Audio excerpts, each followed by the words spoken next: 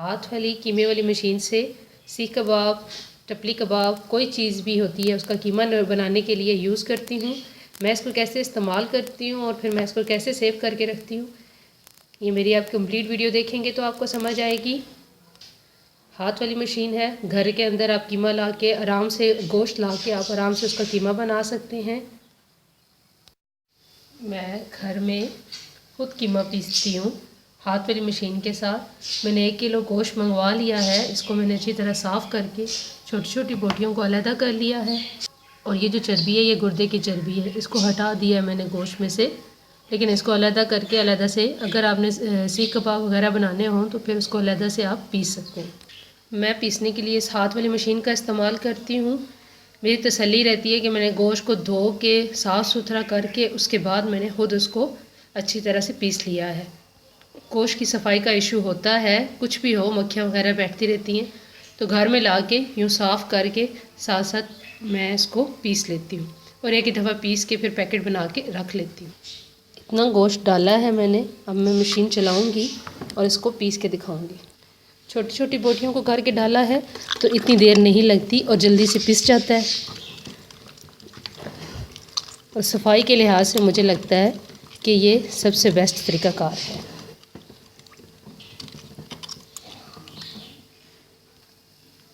गोश्त की मैं ऐसे छोटी छोटी बोटियाँ बनाती जाऊंगी और साथ साथ पीस लूँगी इसको। मैंने सोचा कि आज जो भी काम कर रही हूँ वो आपके साथ शेयर करती रहूँ साथ साथ। जैसे मैं कीमा पीसती हूँ मुझे लगा कि ये चीज़ मुझे शेयर कर देनी चाहिए आपके साथ, तो मैंने आपके साथ शेयर की। बाज़ार से भी अगर आप कीमा लें तो पहले गोश्त को अच्छी तरह धुलवा के उसके बाद उसका कीमा करवाएं।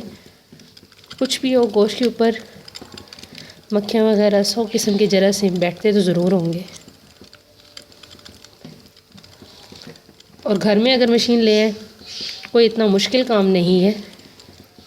थोड़ा सा तो टाइम लगता है लेकिन सेहत के साथ कोई कंप्रोमाइज़ नहीं है। मैंने कीमा बना के अब रख लिया। अब मैं इसके पैकेट बना के और फिर फ्रीज़ कर लूँगी।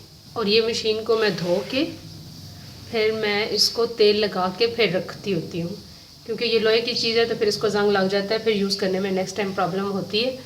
तो मैं आपको दिखाऊंगी कि मैं कैसे तेल लगा के रखती हूँ।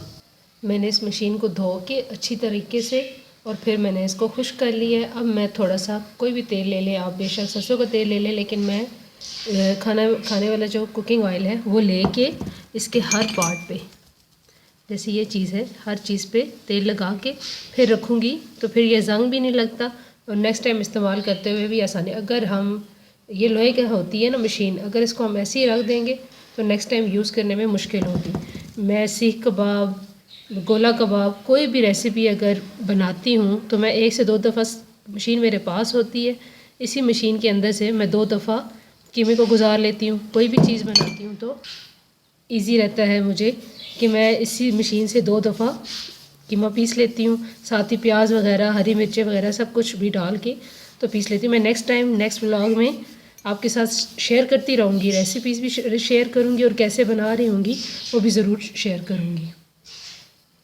हर पार्ट पे मैं अच्छी तरह तेल लगा के रख रही हूँ। जो कर रही थी वो शेयर करने का मकसद भी यही है कि कोई टिप किसी को मिल जाए, किसी का कोई भला हो जाए। नॉर्मली लोग ऐसे ही करते होंगे, इसी तरह इसको साफ़ करके फिर रखते होंगे। चीज़ को अगर केयर के साथ संभाल के रखा जाए तो फिर यही फ़ायदा होता है कि नेक्स्ट टाइम जब आपने यूज़ करनी होती है तो फिर आपको मुश्किल नहीं लगती, चीज़ का इस्तेमाल करना आसान रहता है।